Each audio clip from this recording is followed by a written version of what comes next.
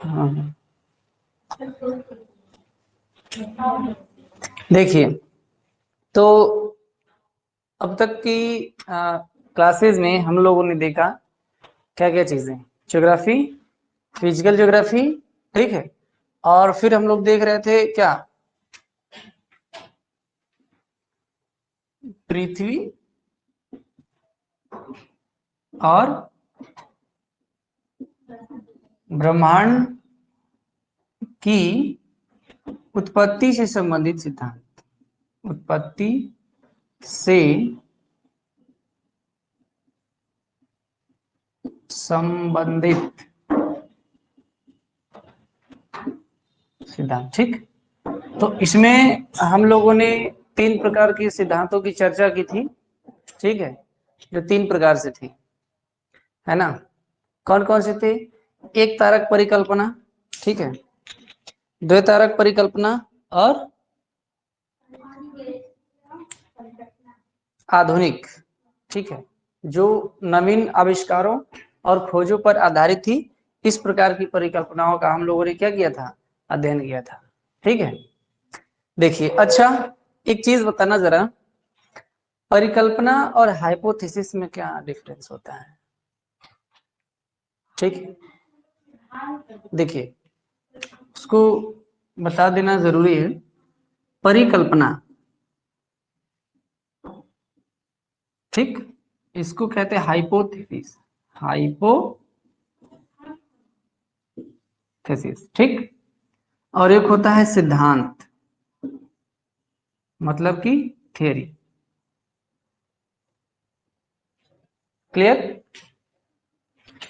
तो इन दोनों में डिफरेंस होता है, परिकल्पना में और सिद्धांत में क्या होता है, डिफरेंस होता है, ठीक ना।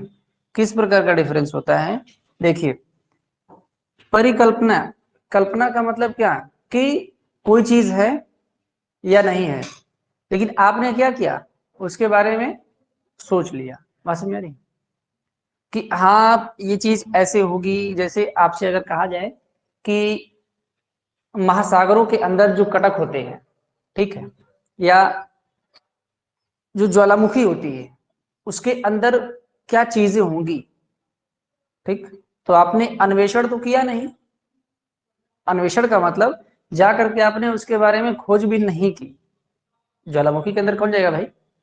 तो जितनी भी आपके अंदर समझ है, उस समझ का प्रयोग करके आप एक हाइपोथेसिस बनाएंगे, एक परिकल्पना बनाएंगे। आप सोचेंगे कि हाँ ऐसा होगा या ऐसा हुआ होगा। होता है ना ऐसा?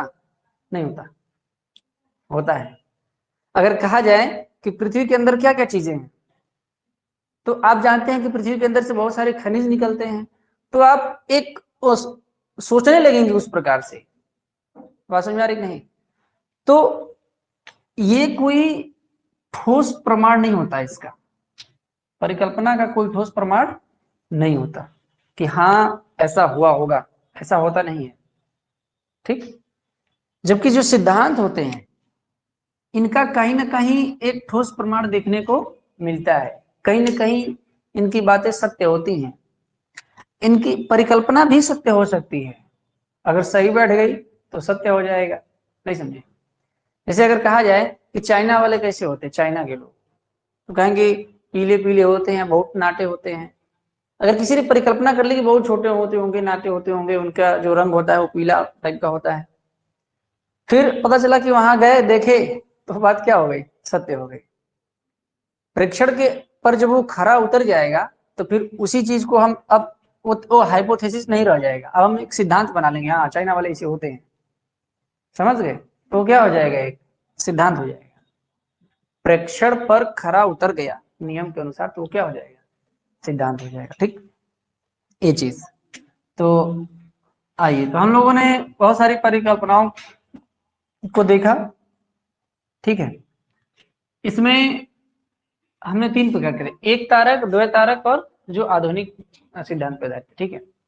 तो एक तारक परिकल्पनाओं में हमने बहुत सारी चीजें देख ली थी, ठीक है। जैसे एक तारक परिकल्पनाओं में हमने किस किस की परिकल्पना देखी, तो कास्ते द बफन की देखी थी ना, कास्ते द बफन, कास्ते द बफन की परिकल्पना थी, ठीक। फिर कांट की वायव्य राशि परिकल्पना थी, कांट की वायव्य, वायव्य का मतलब वायु क्या है? हाँ गैसीय बोलेंगे, वायु क्या है? अरे हवा क्या है? गैसों का मिश्रण ही तो है, तो हवा बोलो चाहे गैस बोलो। तो वायव्य हिंदी में, और इसी को अगर इंग्लिश में लिखना हो तो हम गैसेस लिखते हैं, या गैसीय परिकल्पना। अरे ये हवा जो दिखाई दे रहा चारों तरफ, ये क्या है? गैसों का ही तो मिश्रण है, गैसें ही तो हैं, और क्या है भाई? ठीक है, राशि परिकल्पना, ठीक। उसके बाद हमने क्या देखा था? लाप्लास का, ठीक है, लाप्लास की निहारिका परिकल्पना, ठीक है। निहारिका क्या होता है हमने बताया था, ठीक, नेबुला, ठीक है, धूल कणों का मिश्रण एक बादल टाइप का बन जाए, चाहे वो फिर उसकी आकृति सर्पिल भी हो जाए चाहे गोलाकार हो जाए, तो क्या होगा?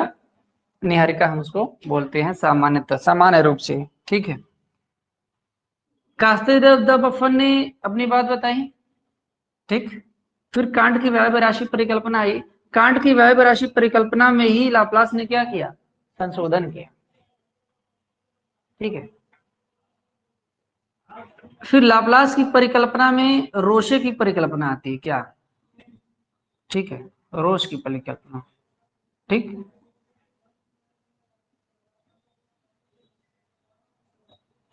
रोश ने क्या किया? लाप्लास की परिकल्पना में संशोधन कर दिया। अगर भूल गया हूं तो एक बार उसको रिकॉल कर लेते हैं कि इन लोगों ने क्या बोला था, ठीक है। कास्ते द बफन तो अलग है, आप जानते ही हैं। कांट ने कहा था कि छोटे छोटे ठोस पदार्थ, कण बिखरे हुए थे, फिर ये आपस में टकराने लगे, टकराने के फलस्वरूप ये क्या हुए? इनमें गुरुत्वाकर्षण बढ़ा और आपस में आके चिपक गए। बाकी सारे कण भी जो आसपास के थे, ठीक है, ये सब भी आकर के क्या होने लगे? घनीभूत होने लगे, पास आने लगे, जिससे इसका आकार बढ़ता चला गया, इसका आकार बढ़ता चला गया, और आकार बढ़ने के साथ साथ इसकी गति भी बढ़ती चली गई, गति भी बढ़ती चली गई, और इसका जो बाहरी भाग है वो फिर क्या हुआ? ठंडा हुआ। बात समझ आ रही है?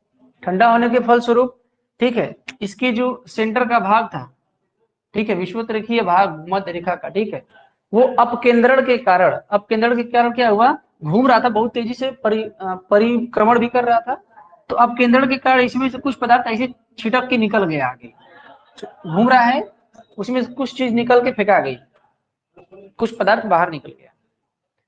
तो अब यही सारे पदार्थ क्या हुए? अब इनसे फिर कुछ पदार्थ निकले, इनसे कुछ फिर कुछ पदार्थ निकले, इसी तरीके से ब्रह्मांड या फिर सौर मंडल का निर्माण हुआ, ठीक। तो इनके कांट की वायव्य राशि परिकल्पना की आलोचना की गई, बोला गया कि जब कोई भी चीज बड़ी होगी तो ऑब्वियसली जाहिर सी बात है उसकी गति क्या हो जाएगी? धीमी हो जाएगी। वजन बढ़ेगा, उसका आकार बढ़ेगा तो धीमे चलेगा वो, ठीक है। बात समझ आ रही है? कार तेज चलती है कि ट्रक तेज चलता है? कार, क्यों? ट्रक पे वजन होता है, लोड होता है, उसकी आकृति ज्यादा होती है, उसको सब कुछ देखना होता है, ठीक है। तो जो कोणीय संवेग है उसका भी पालन ये नहीं कर रहा है। लाप्लास ने इनकी परिकल्पना में संशोधन किया और ये कहा कि निहारिका पहले से मौजूद थी। इन्होंने कहा कि ठोस कण मिलकर के आपस में ठंडा हुए, फिर निहारिका बनाए, उसके बाद ये सारे प्रोसेस, ये सारी प्रक्रिया हुई। लाप्लास ने कहा कि नहीं नहीं, निहारिका पहले से मौजूद थी, और जब वो ठंडी हुई तो सिकुड़ गई, और सिकुड़ने के कारण उसकी गति बढ़ गई। तो जो कमियां थी कांट की गैसियस हाइपोथेसिस में, उसी कमी को बस लाप्लास ने क्या किया? दूर किया। और लाप्लास ने कहा कि इस तरीके से एक छल्ला निकला, ठीक, और इस छल्ले में भी वही कार्यक्रम हुआ, वही चीजें हुई, और इससे फिर कई छल्ले निकले, और फिर ये सौरमंडल का इस प्रकार से निर्माण हुआ। रोशे की परिकल्पना क्या कहती है? रोशे ने लाप्लास की परिकल्पना में संशोधन किया और कहा कि नहीं नहीं, उस नेबुला से, उस निहारिका से सिर्फ एक छल्ला नहीं निकला, बल्कि उसी निहारिका से 9 छल्ले निकल गए, जो वर्तमान में 9 ग्रह हुए, और जो बीच का भाग बचा वो सूर्य रह गया। आई बात समझ में? तो ये थी एक तारक परिकल्पनाओं से संबंधित, जो एक ही तारे से, ठीक है, ब्रह्मांड की या सौरमंडल की या फिर ग्रहों की उत्पत्ति के बारे में बताता है। ठीक, अब हम लोग द्वैतारक वाला देख लेते हैं कि द्वैतारक वाले में क्या क्या है, कैसे कैसे है, कौन सी चीजें हैं। ठीक है, अब द्वैतारक वाले में क्या है, देखिए चैम्बरलिन और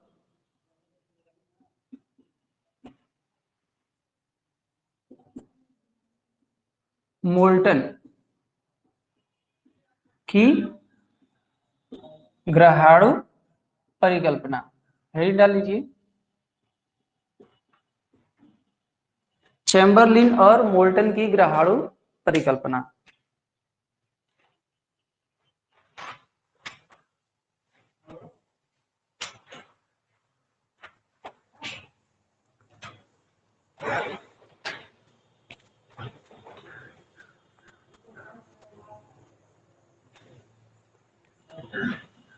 ठीक है, इसको नॉर्मली समझा देते हैं, लिख लीजिएगा। ठीक है, अब पहले के भी जो वीडियोस हैं उसको भी देख करके आप इसका बना सकते हैं, उसको शेयर कर देंगे। ठीक है, तो उसमें अच्छे से है। ठीक ना, यहाँ पर थोड़ा थोड़ा करके फिर आगे बढ़ते हैं। देखिए समझ लीजिए, समझना सबसे इम्पोर्टेंट है। ठीक है, लिखने को किताबों वगैरह में भी क्या होता है, लिखा, जो शब्द होते हैं, जो लैंग्वेज होती है, वो जल्दी समझ में नहीं आती है। ठीक है, इसलिए क्लासेस की जरूरत पड़ती है। अब तक हम लोग पढ़ रहे थे कि एक ही तारे से ब्रह्मांड की उत्पत्ति हुई। चैम्बरलिन और मोल्टन ने अपनी परिकल्पना दी 1904 में। ठीक ना, और इन्होंने अपनी परिकल्पना में ये बताया कि देखिए, एक तारा मतलब नहीं था, यानी कि सिर्फ एक ही निहारिका नहीं थी, बल्कि दो तारे थे, और दो तारे से इस ब्रह्मांड का क्या हुआ, निर्माण हुआ। तो इन्होंने क्या कहा, दो तारे मतलब क्या, तो चैम्बरलिन और मोल्टन ने बताया कि एक तारा पहले से मौजूद था, स्थिर था, जैसे मान लीजिए कि सूर्य था, पहले से क्या है, मौजूद है, स्थिर है, और एक दूसरा तारा, ठीक है, दूसरा स्टार क्या हुआ, इसके बगल से गुजरा। तो दूसरा तारा जब इस तारे के बगल से गुजरा, तो इसके प्रभाव में आकर के इसके जो कुछ पदार्थ थे वो क्या हुए, बिखर गए। ठीक है, इसके पदार्थ क्या हुए, बिखर गए। तो इन पदार्थों के बिखरने से, इन छोटे छोटे पदार्थों को इन्होंने क्या बोला, ग्रहाणु बोला। ठीक है, इन पदार्थों को इन्होंने क्या बताया, ग्रहाणु। ठीक, कहा कि अणु है। ठीक है, ये कण फिर आपस में क्या हुए, फिर टकराए, घनीभूत हुए, फिर पास में आए, और ग्रह बने, उपग्रह बने, और बाकी सारी चीजें बनी। और जो बीच का भाग फिर बचा रह गया, वो क्या हो गया, सूर्य रह गया। ठीक है, आई बात समझ में? तो चैम्बरलिन और मोल्टन की ग्रहाणु परिकल्पना यही है कि दो तारों से ब्रह्मांड की उत्पत्ति है। एक तारा पहले से मौजूद था, दूसरा तारा उसके बगल से गुजरा, दूसरे तारे के प्रभाव में आकर के इसमें से कुछ पदार्थ निकल करके बाहर गिर गए, और फिर वो आपस में चिपक करके ग्रहाणु बन गए। ठीक है, बात समझ आ रही नहीं? और फिर उनसे इस ब्रह्मांड का क्या हुआ, निर्माण, फिर वो चिपकते गए और ग्रह बनते गए और बाकी सारी चीजें, हाँ, जो निकले इसमें से वो। ठीक, ज्वारीय परिकल्पना की तरह ही है ये, जैसे जीन्स और जेफरीज का जो ज्वारीय परिकल्पना है उसी के तरीके से है, लेकिन उन्होंने दूसरे तरीके से बताया। इन्होंने ग्रहाणु नामक शब्द का ग्रहाणु शब्द का प्रयोग किया, और इसको बताया कि देखिए, ये ग्रहाणु बने। ग्रहाणु का मतलब ऐसे अणु जिनसे ग्रहों का निर्माण हुआ। ग्रहाणु का अर्थ यह है कि ऐसे अणु जिनसे ग्रहों का निर्माण हुआ। ठीक ना, ये चीज। ठीक ना, अब देखिए इन्होंने आगे क्या बोला, आगे इन्होंने और भी बातें बताई, जैसे कि इन्होंने कहा कि ये जो ग्रहाणु थे, ये विभिन्न ग्रहों पर ज्वालामुखी उद्गार का भी क्या बने, कारण बने। क्यों? क्योंकि ये आपस में इतने टकरा रहे थे कि बिल्कुल घनीभूत होकर तरल अवस्था में आ गए। ठीक है, और ग्रहों के अंदर बहुत गर्म रहे, गर्म होने से ज्वालामुखी का उद्गार हुआ। ठीक है, और आग्नेय चट्टानों का निर्माण हुआ। बात समझ आ रही है? ठीक, अब अणु है तो आगे फिर इन लोगों ने वायुमंडल के बारे में भी बताया। किसके बारे में बताया? वायुमंडल के बारे में भी बताया कि देखिए ये जो ग्रहाणुओं से जो ग्रह बने, ग्रहाणुओं से जो ग्रह बने वो फिर क्या हुए? ठंडे हुए। तो ठंडे हुए तो ठंडे होने के फलस्वरूप जो भाप वगैरह निकल के गया, जो गैस निकल के गई, उससे क्या हुआ कि फिर एक वातावरण बना। उससे फिर क्या हुआ? एक वातावरण बना, और वातावरण बना, वातावरण बनने से फिर बाद में चल के बारिश वगैरह भी हुई। बहुत लंबा चौड़ा इन लोगों का वो है, ठीक है, कि बारिश भी हुई और फिर महासागर वगैरह फिर उनका भी निर्माण। तो वायुमंडल और महासागरों के बारे में भी चैम्बरलिन और मोल्टन की जो ग्रहाणु परिकल्पना है वह क्या है? ज्ञान देती है। जनरली पृथ्वी के निर्माण के बारे में क्या बोला जाता है? चाहे जिस तरीके से भी पृथ्वी का निर्माण हो, ठीक है, पृथ्वी का निर्माण चाहे जिस तरीके से भी हुआ, क्या बोला जाता है कि ये पृथ्वी है, इसकी ऊपरी परत क्या हो गई? ठंडी हो गई। जो मान्य सिद्धांत है, जो मान्य सिद्धांत है उसके अनुसार पृथ्वी का निर्माण सुन लीजिए। जो मान्य सिद्धांत है उसके अनुसार पृथ्वी सूर्य का ही भाग है। ये भी क्या है? बिल्कुल गर्म थी, तरल अवस्था में थी। धीरे धीरे क्या हुआ? ऊपर का भाग क्या हुआ? ठंडा हो गया। रोटी सबसे पहले कहां से ठंडी होती है? बीच से किनारे से। रोटी सबसे पहले किनारे से ठंडी होती है ना, हम किनारे वाला भाग में तोड़ेंगे।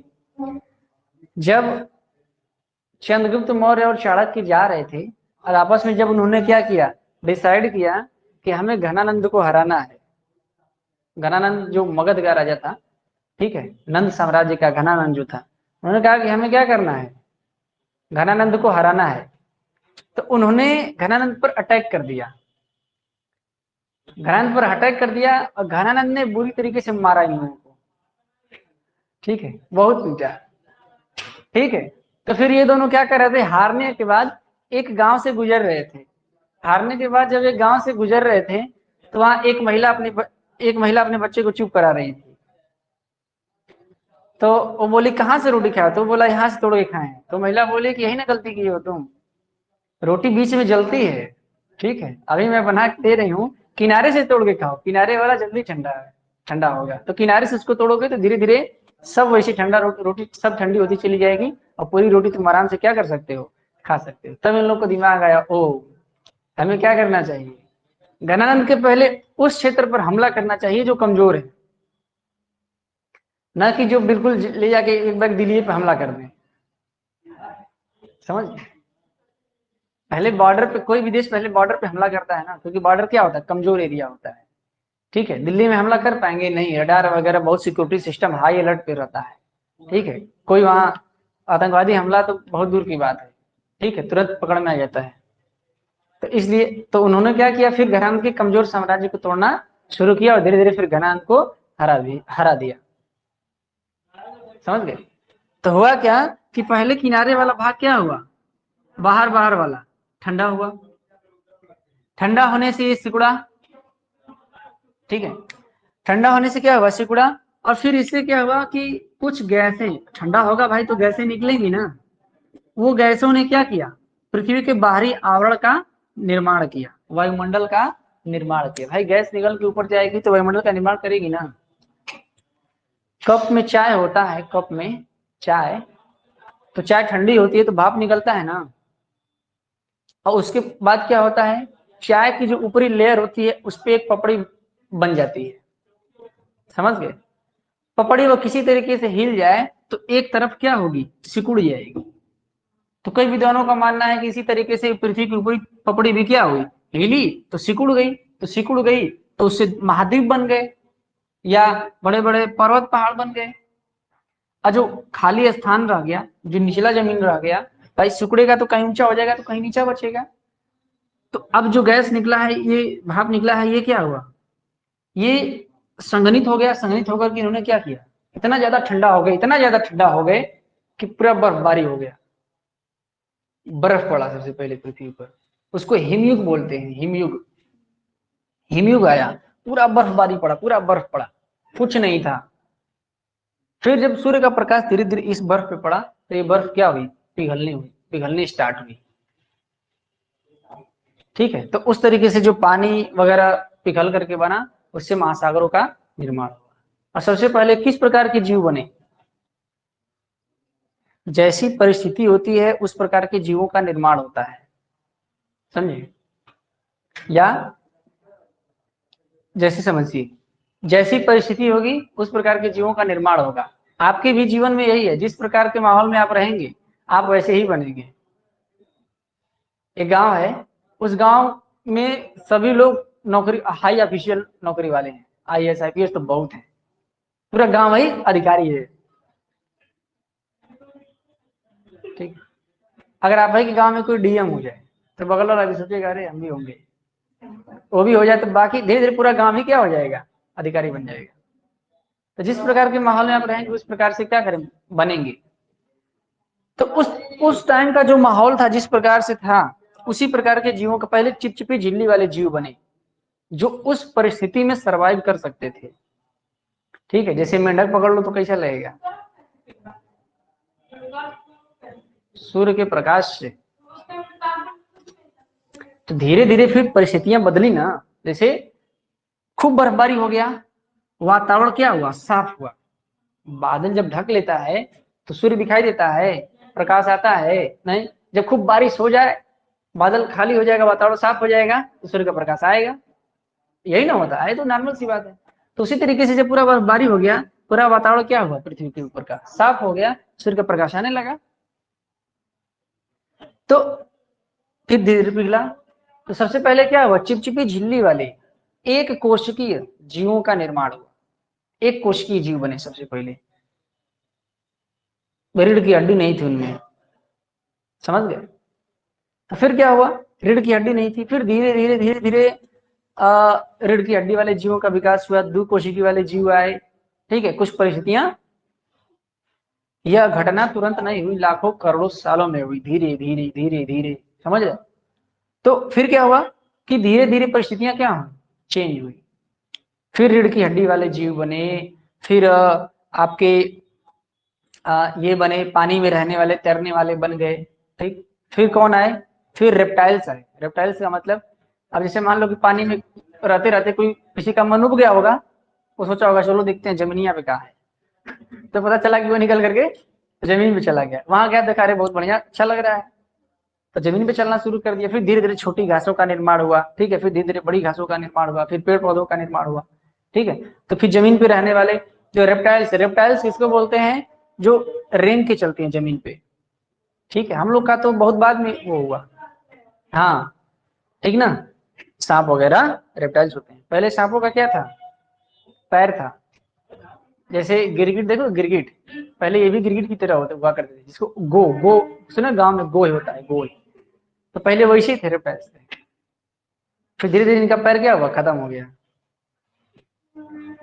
ठीक है, आप्ट्यूरेक्स बोला जाता है एक, जिससे जो धरातल के जीवों और पक्षियों के बीच की कड़ी है।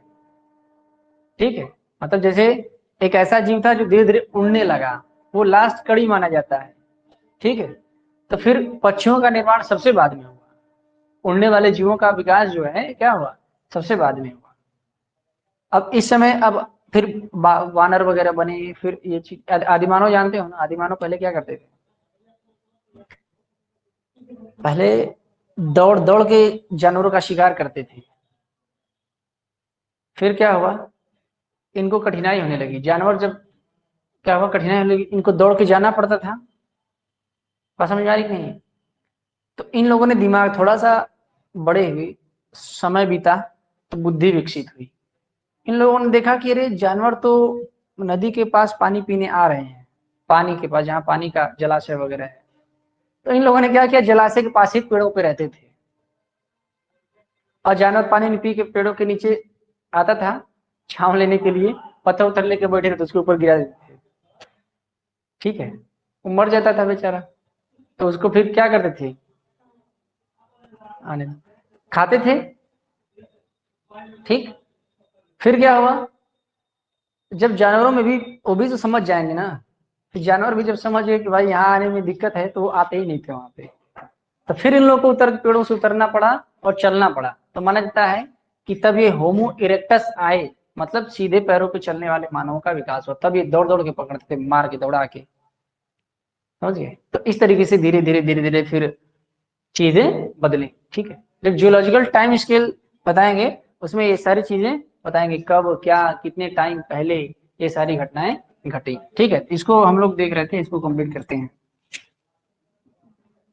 देखो, एक कॉन्सेप्ट होना जरूरी है कि किसी भी चीज का निर्माण किस प्रकार से हुआ और कोई भी चीज कैसे बनी। बात समझ में आ रही है ये चीज? तो ये था चैम्बरलिन और मोल्टन की ग्रहाणु परिकल्पना। ठीक है, इसके बाद जीन्स और जेफरीज आए। कौन?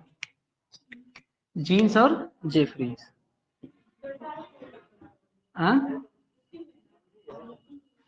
हाँ, द्वैतारक ही है। जीन्स और जेफरीज की ज्वारीय परिकल्पना। ठीक है, ज्वारीय परिकल्पना। ठीक है, देखो, जीन्स ने एक परिकल्पना दी 1921 में। बात समझ आ रही?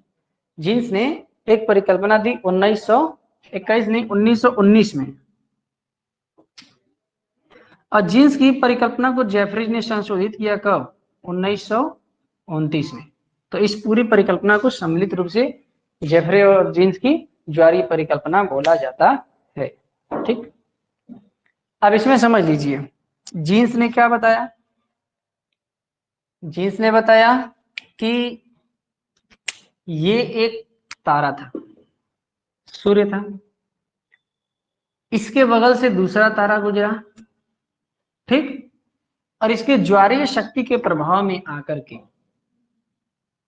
इसके गुरुत्वाकर्षण के प्रभाव में आकर के इस सूर्य का कुछ भाग फिलामेंट के रूप में हो गया। आया पूरा एक तरफ का भाग क्या हुआ? खींच गया, फिलामेंट के रूप में हो गया। ठीक, फिलामेंट का मतलब इस टाइप का पदार्थ पूरा सूर्य से निकल करके बाहर हुआ। जब इस टाइप का पदार्थ सूर्य से निकल करके बाहर हुआ, फिर यही बाद में टूट टूट करके क्या हुए? ग्रह बन गए। और फिर ग्रेविटेशन के प्रभाव में आकर के इन्होंने क्या किया? चक्कर लगाना शुरू कर दिया। तो ये बात किसने बताई थी? जीन्स ने बताई। जीन्स की परिकल्पना में जेफरीज ने 1929 में क्या किया? संशोधन किया। इन्होंने कहा कि देखिए, दो नहीं, तीन तारे थे। जेफरी ने क्या किया? 1929 में जीन्स की परिकल्पना में संशोधन किया और कहा कि दो नहीं, तीन तारे थे। ठीक है, कितने तारे थे? तीन।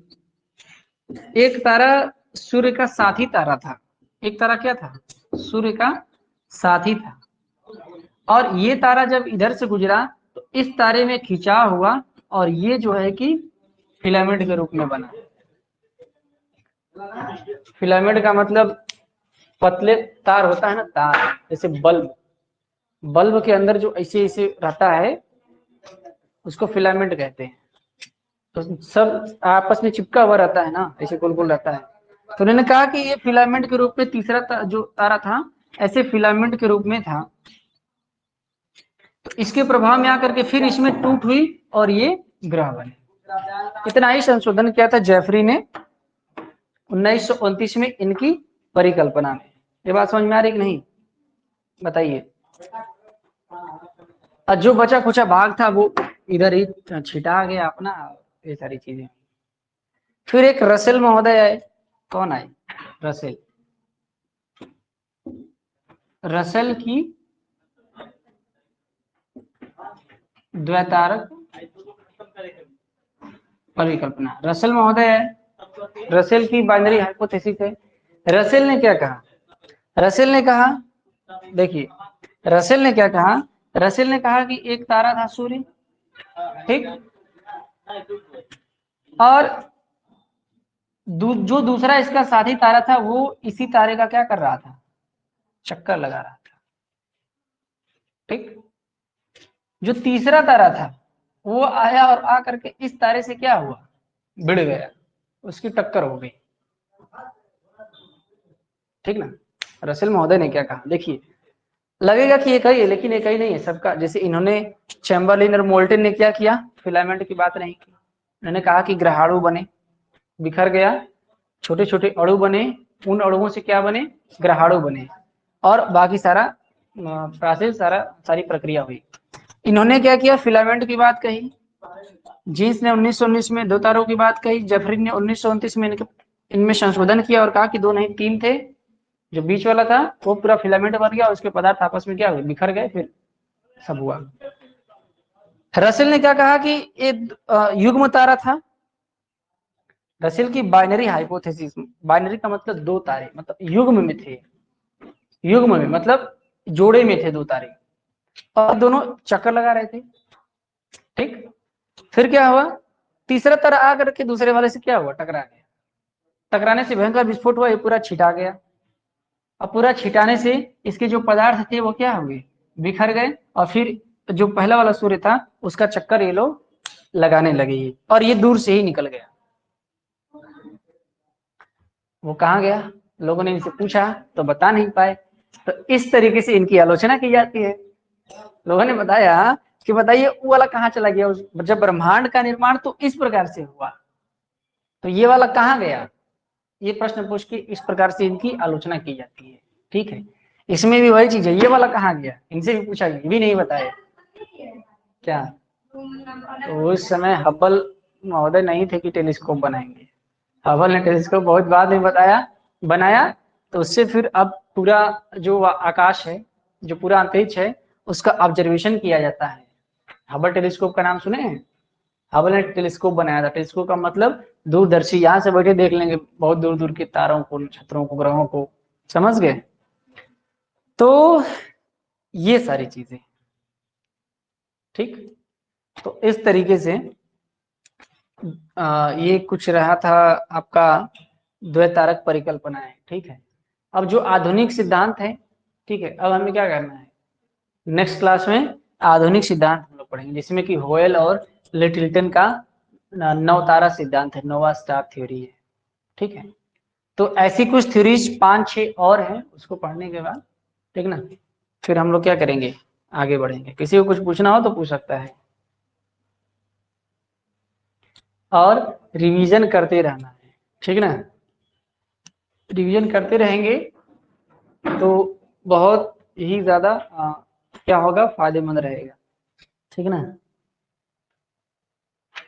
देखिए सबकी अपनी अपनी क्या है, आलोचनाएं हैं। सबकी अपनी है। हाँ।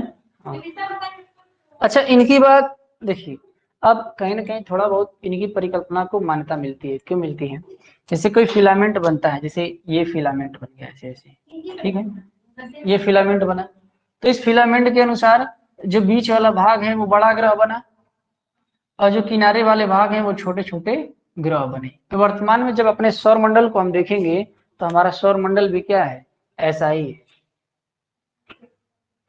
बृहस्पति ग्रह सबसे बड़ा है ना सौर मंडल का, वो सबसे बीच में है, और उसके इधर वाले ग्रह भी क्या है, छोटे हैं, और बृहस्पति ग्रह के उधर वाले ग्रह भी क्या है, छोटे हैं। ऐसा क्यों है, जो भारी रहता है अगर वो किसी चीज से निकला है, ठीक है, ग्रह, तो फिर वो कुछ दूरी पर ही जाएगा, और जो छोटे छोटे रहेंगे उसके पास ही में घूमने लगेंगे, समझे। देखिए ग्रहों के भी 2 प्रकार है, जब सौर मंडल पढ़ाएंगे तो उसमें सारी चीजें क्लियर हो जाएंगी। ग्रहों के भी 2 प्रकार होते हैं। यह सूर्य है, तो सूर्य का चक्कर लगा रहा है, सूर्य के का जो चक्कर है बहुत सारे ग्रह लगा रहे हैं ना, ये कौन है, बुध है, ये शुक्र है, ठीक, ये पृथ्वी है, ये मंगल है, बृहस्पति, शनि, अरुण और वरुण, ये ग्रह।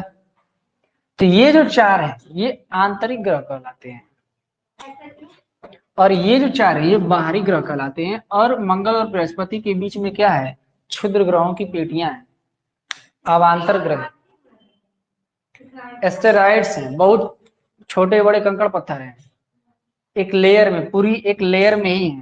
तो ये जो है ना चारों, ये सूर्य से बहुत पास में है, इसलिए इनको आंतरिक ग्रह बोलते हैं। और इस पेटी के बाद ये जो चारों हैं ये बहुत दूर दूर है, बहुत दूर दूर है, इसलिए इनको बाह्य ग्रह कहा जाता है। तो ग्रहों के दो भाग हैं, एक आंतरिक ग्रह और एक बाह्य ग्रह। तो पूछता है कि आंतरिक ग्रह कौन कौन से हैं, ठीक है ना। तो ये जो चार हैं कौन कौन से चार, ये ठीक है, बुध, शुक्र, पृथ्वी और मंगल, ये चार तो क्या है, आंतरिक है। और ये ठीक बृहस्पति, ठीक है, शनि, ये अरुण और ये वरुण, ये क्या है, चारों बाह्य ग्रह। ये सूर्य से बहुत ही ज्यादा दूर स्थित हैं। ठीक, और एक बात, ये जो चारों ग्रह हैं ये ठोस है, और ये जो चारों ग्रह हैं ये गैस है, पता है। ये जो चारों ग्रह हैं ये ठोस पदार्थों से मिलकर, जैसे पृथ्वी हमारी ठोस है, धरातल ना, बुध का भी ठोस है, ठीक है, शुक्र का भी ठोस है, मंगल का भी ठोस है। लेकिन ये जो चारे हैं ये गैस के रूप में, धूल कण गैसें मिल करके एक साथ खूब घना, मतलब सघन होकर के, घनीभूत होकर के ये सब सूर्य का मतलब ग्रह बन गए हैं, और फिर ये सब सूर्य का चक्कर लगा रहे हैं। बृहस्पति ग्रह पर आप कूदेंगे तो उसी में धंस जाएंगे, समझ गए। तो ये चारों क्या है, ठोस है, और ये सब क्या है, गैसी ग्रह है।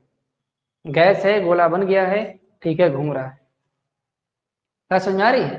तो ये चीज सौरमंडल पढ़ेंगे हम लोग, तो इसके बारे में सब क्या होगा, और ज्यादा सारी चीजें क्लियर हो जाएंगी, ठीक ना। बंद करते हैं इसको।